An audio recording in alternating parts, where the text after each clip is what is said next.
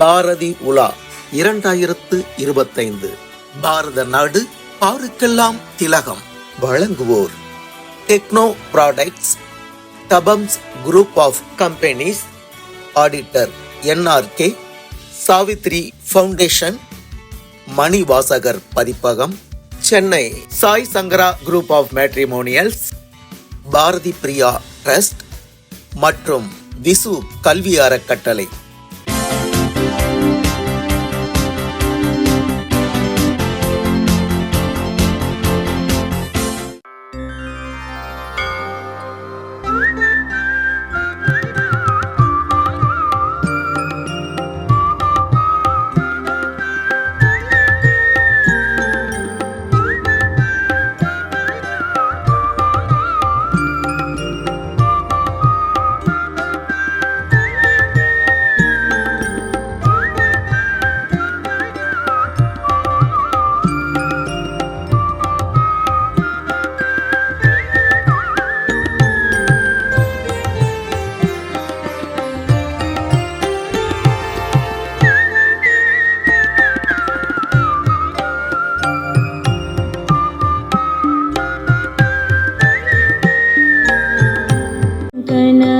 நீ பட வேண்டும், கைவசமாவது விரைவில் வேண்டும், கனமும் இன்பமும் வேண்டும், கதனியிலே பெருமை வேண்டும், மனதில் புதுதி வேண்டும்,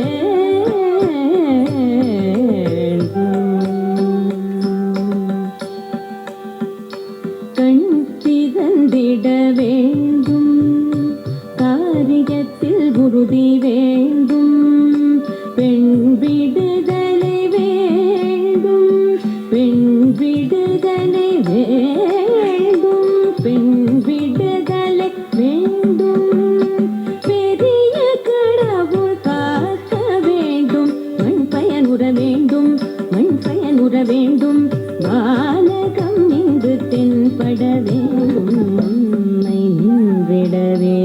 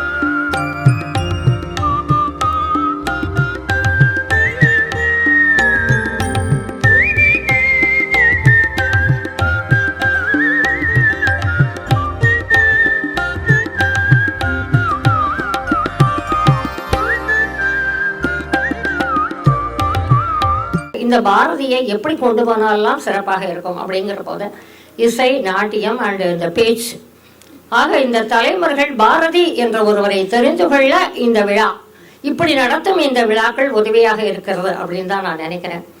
அந்த வகையில் நல்ல சிறப்பாக ஆடிய அந்த நாட்டிய மணிகளுக்கு முதலில் நல்ல கைத்தட்டு பாராட்டு.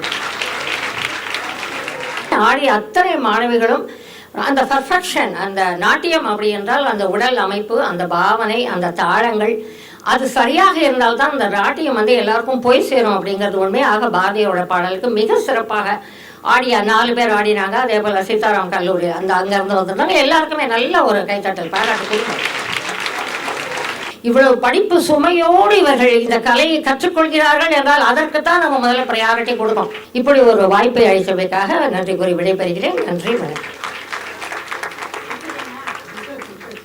பாரதியை பற்றி நினைக்கும் பொழுது ஒவ்வொரு பாடலுமே அற்புதங்கள். திரட்டிப்பால் எப்படி இருக்குன்னு சொன்னாக்க நம்ம திரட்டிப்பாலை நம்ம விவரிக்க முடியாது. அதை அனுபவித்தால்தான் நமக்கு டேஸ்ட் தெரியும். இல்லைன்னா அது பால் வாழ அடிக்கும், கொஞ்சம் சர்க்கரை இருக்கும், கொஞ்சம் இனிப்பாக இருக்கும்னு சொல்ல முடியாது. அது மாதிரி பாரதியின் பாடல்கள் எல்லாமே தெவிட்டாத தேன், சிறப்பாக இந்த தினத்தில் வந்து பார்த்தீங்கன்னா பாடிய அந்த மாணவர் மாணவியர்களுக்கு திறமை பார்த்தீங்கன்னாக்க அட்டகாசம். இது ஒரு சாம்பிள் தான். இந்த மாதிரி திறமைகளை எல்லாம் வெளிக்கொண்டு வருகின்றாரே உதயராம், அதற்காகத்தான் பார்ப்பேன். இதெல்லாம் தெரியாது, அவங்களுக்கு இவ்வளவு திறமை இருக்கிறது நமக்கு தெரியுமா? தெரியாது. நம்ம அங்க போய் பாத்தீங்கன்னா கடலுக்கு வந்து நம்ம குறித்து முத்து இருக்கிற மாதிரி பாத்தீங்கன்னாக்க இந்த பாரதி கலா மூலமாக போய் தேடி பிடித்து இந்த மாதிரி திறமைகள் எல்லாம் வெளிக்கொண்டு வந்து அதுக்கு மேடை அமைத்து அவர்களோடு சேர்ந்து நாமும் ரசிக்கின்றோம் என்று சொன்னால் கண்டிப்பாக இந்த பாரதி உலா என்பது ஒரு செய்ய வேண்டிய ஒரு உலா தான். அதனால்தான் தொடர்ந்து பாரதி உலாவை நாங்கள் எல்லாம் கூட இருக்கின்றோம். பிறர் கண்ணீரை தொட்டு துடைக்கிற விரல், ஆறுதல் தருகிற அன்பு, அரவணைக்கும் நேசம், இவைதான் இந்த உலகத்தினுடைய உன்னதங்கள். இந்த உன்னதங்களையே வாழ்க்கையாக்கி வரலாற்றில் இடம் பிடித்தவர்கள் எத்தனையோ பேர் இருக்கிறார்கள். அன்பின் கடிதத்தை இவ்வுலகத்திற்கு எழுதுகின்ற இறைவனின் கரங்களில் இருக்கக்கூடிய சிறிய பென்சில் மட்டுமே நான் என்ற அன்னை தெரசாவை நம்மால் மறக்க இயலுமா? இரக்கத்தானே பிறந்தோம், அதுவரை இரக்கத்தோடு வாழ்வோம் என்று கூறியது மட்டுமல்லாமல் அதுபடி வாழ்ந்து காட்டியவர் அன்னை தெரசா. அன்பின் வடிவாகவே இருந்து அன்பையே போதித்து அன்பெனும் தவத்தை செய்த இயேசுபிரானை நம்மால் மறக்க இயலுமா? உலக வரலாற்றில் எல்லா நாடுகளும் முடிசூடி முத்திரை பதித்த மன்னர்களும் பூமிக்கு போதித்த தத்துவம் தாக்குவதே வலிமை. ஆனால் தாக்குவதில் இல்லை வலிமை, பிறரை தாங்குவதில் தான் உள்ளது வலிமை என்ற அமரத்துவம் பெற்ற தத்துவத்தை தந்த காந்தியை நம்மால் மறக்க இயலுமா? அரை நிர்வாண பக்கிரி என்று அருவருப்பாய் காந்தியை வருத்த வின்ஸ்டன் சர்ச்சிலை அவரது இறப்பு செய்தி கேட்டு கதறி அழ வைத்தது காந்தியின் அகிம்சை என்கின்ற அன்பின் தவம்.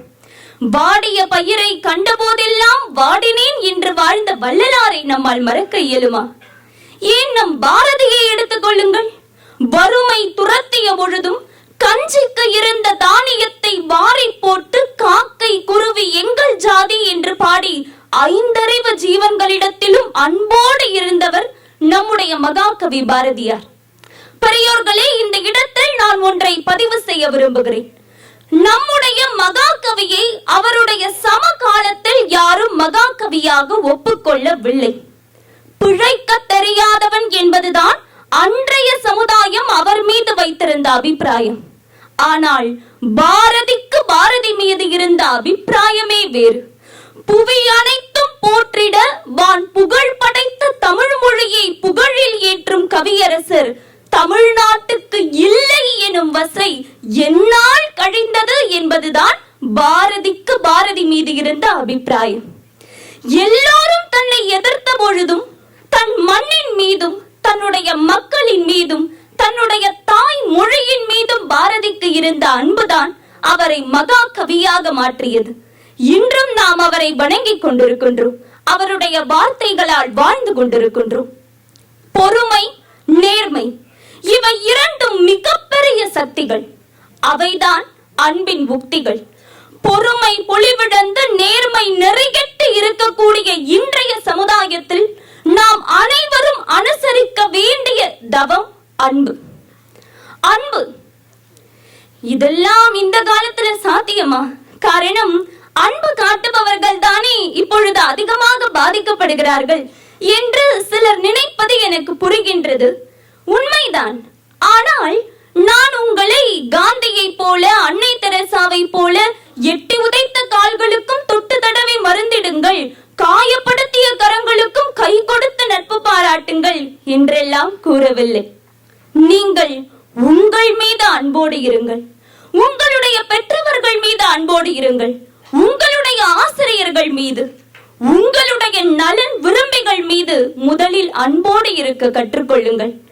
முகம் கொடுத்து யாரிடமுமே பேசாமல் கைபேசியிலேயே உலாவிக் கொண்டிருப்பதும், மனம் விட்டு யாரிடமும் பழகாமல் பணம் பின்னால் ஓடிக்கொண்டிருப்பதும், புத்தியை தீட்ட வேண்டிய வயதில் கத்தியை தீட்டிக் கொண்டிருப்பதும், இயற்கையையும் பணத்திற்காக பாழடித்து வாழும் பூமியை அழுக்கினால் திணறடிக்கின்ற இந்த நிலையை நாம் மாற்றியாக வேண்டும்.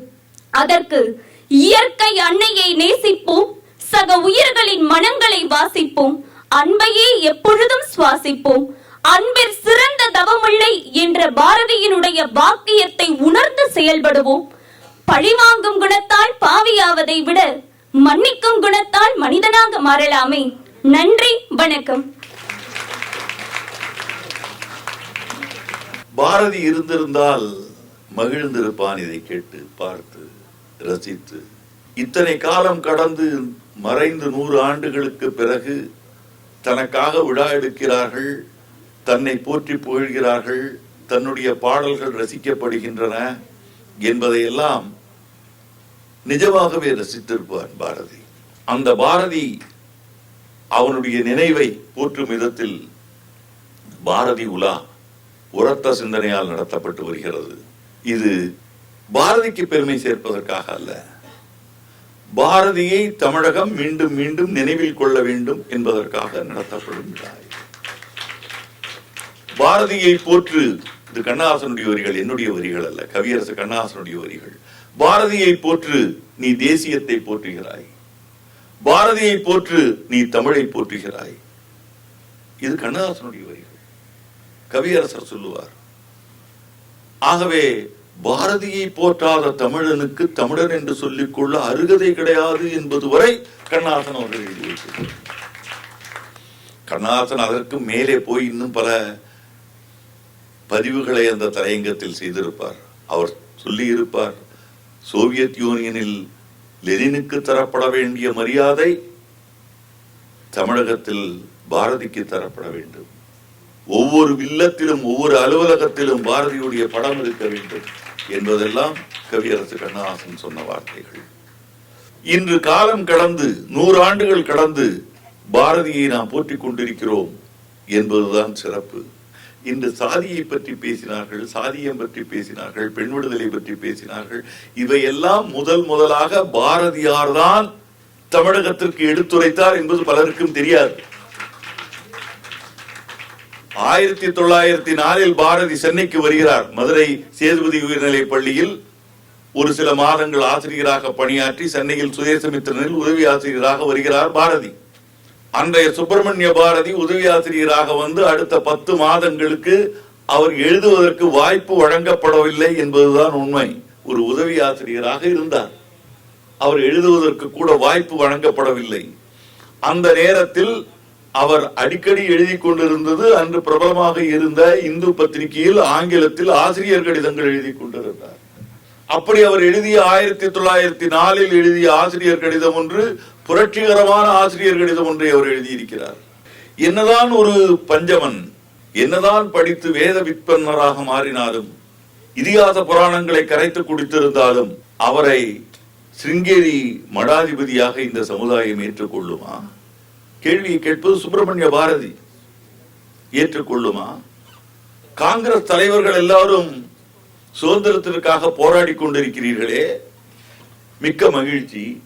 உங்கள் வீட்டு பெண்களை நீங்கள் பொதுவெளியில் கொண்டு வருவதற்கு, அவர்கள் படிப்பதற்கு அனுமதிக்காத நிலையில், உங்கள் வீட்டு பெண்களுக்கு சுதந்திரம் வழங்காத நிலையில் நீங்கள் தேசத்திற்கு சுதந்திரம் வாங்கி தந்து என்ன பயன்?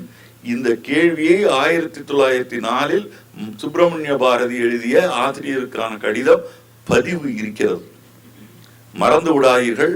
1919 தான் பெரியார் ஈவேரா என்பவர் ஈரோடு நகராட்சிக்கு தலைவராகிறார்.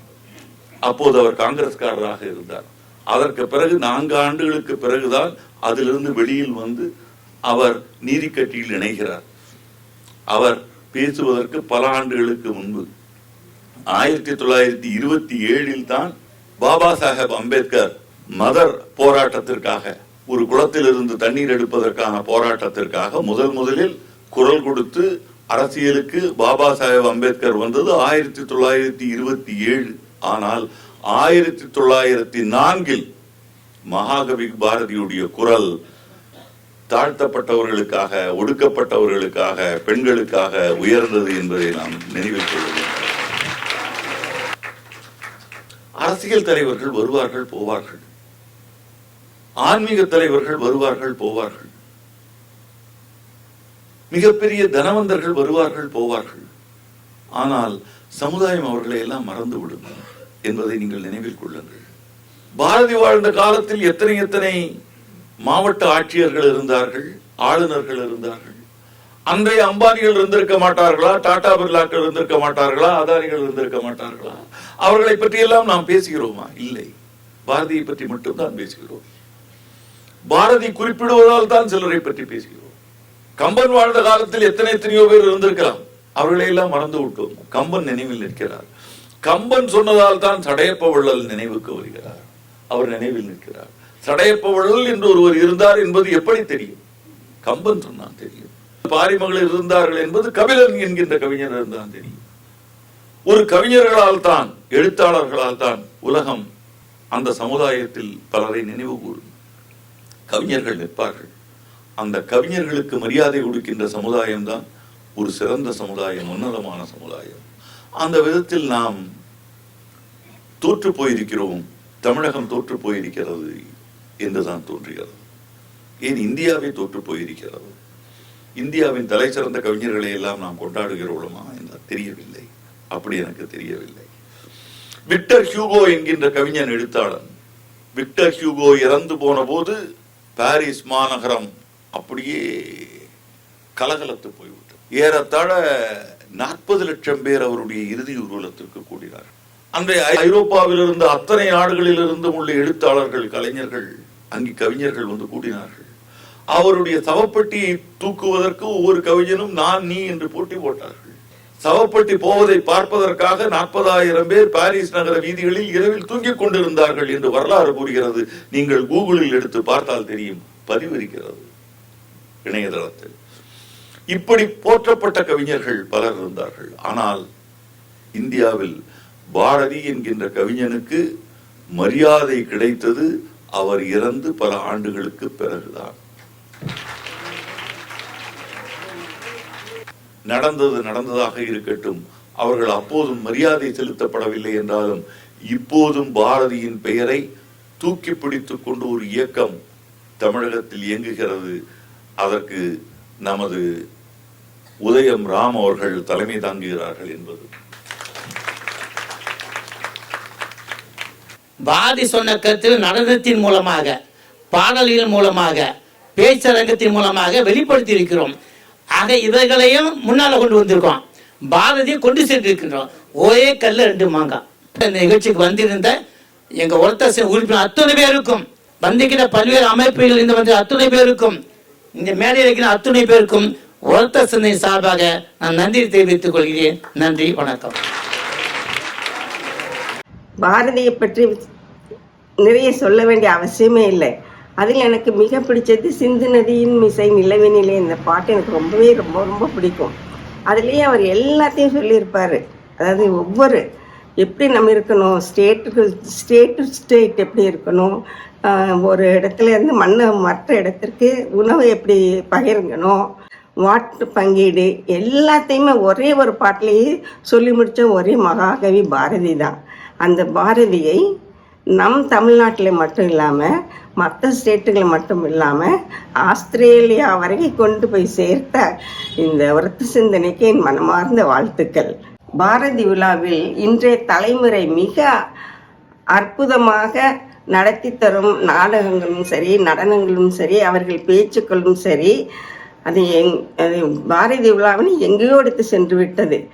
எத்தனையோ மாணவர்கள் இதனால் அவர்களுடைய திறமையை கொண்டு வந்திருக்கிறார்கள். அவர்களை ஊக்குவிக்கும் அத்தனை திறமையும் நம்ம ரத்த சிந்தனையை சேரும். நம்ம வந்து வெறும் கல்வி முறையில் ஒரு மெக்கானிய கல்வி மட்டும் படிச்சுட்டு போகாமல் மாணவ மாணவிகளை அடுத்த தலைமுறையை நாம் வந்து உருவாக்குறதுக்கு நிச்சயமாக பாரதி விழாவும் ஒரு காரணமாக இருக்கு. எனக்கே ஆச்சரியமாக இருந்துச்சு. பாரதியார் பாட்டை நம்ம ஒரு டியூனில் மட்டும் இப்போ நான் என்னோட படத்துக்கு பயன்படுத்தினேன், நினைறது என்று. அதே மாதிரி பல பாடல்களை இப்படி பண்ணணும் அப்படி பண்ணணும். ஆனால் அதை விட ஒரு வித்தியாசமாக வேறுபாட்டோட ஒரு இதில் கோயம்புத்தூரில் பெரியநாயக்கன் பாளையத்தில் ஒரு கல்லூரியில் அருமையாக அதை ஒரு 3 மாணவிகள் பிரமாதமாக பண்ணியிருந்தாங்க. அது யூடியூப்லேருந்து சாங் எடுத்தாலும் சரி, இவங்க பண்ணாலும் சரி, அதுக்கான பிரயத்தனம். இன்னும் சொல்ல போனால் தமிழ்நாட்டில் இல்லாத, தமிழ் மொழி தாய்மொழியாக இல்லாத மாணவிகள் அதில் அவ்வளோ ஆர்வம் காட்டினாங்க. அப்போ நாம் தமிழ்நாட்டில் இருக்கிற தமிழை தாய்மொழியாக கொண்டு இருக்கிற நாம் வந்து எவ்வளவு அதுக்கு உறுதுணையாக இருக்கணுன்றது தான் என்னோட வேண்டுகோள். அதே மாதிரி கவிஞர்கள் தினமாக பாரதி பிறந்த தினத்தை அறிவிக்க வேண்டும் என்பதை நான் போகிற இடத்திலெல்லாம் என்னோட வேண்டுகோளாக வைக்கிறேன். எனக்கு ஒரு நம்பிக்கை இருக்கிறது, வருகின்ற பாரதி உலா இன்னும் சிறப்பாக, இன்னும் விமர்சையாக நடக்கும்.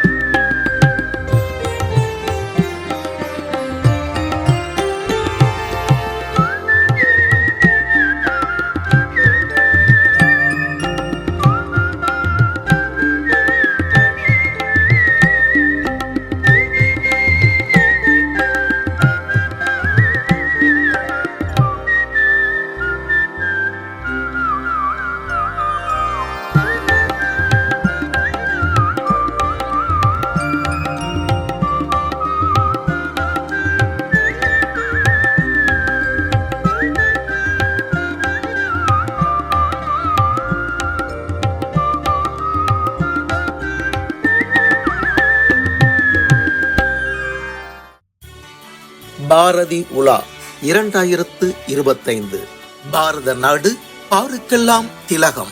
வழங்கியோர் டெக்னோ ப்ராடக்ட்ஸ், தபம்ஸ் group of companies, auditor NRK, Savitri foundation, Manivasagar Pathippagam, Chennai Sai Sankara group of matrimonials, Bharathi Priya trust மற்றும் விசு கல்வி அறக்கட்டளை.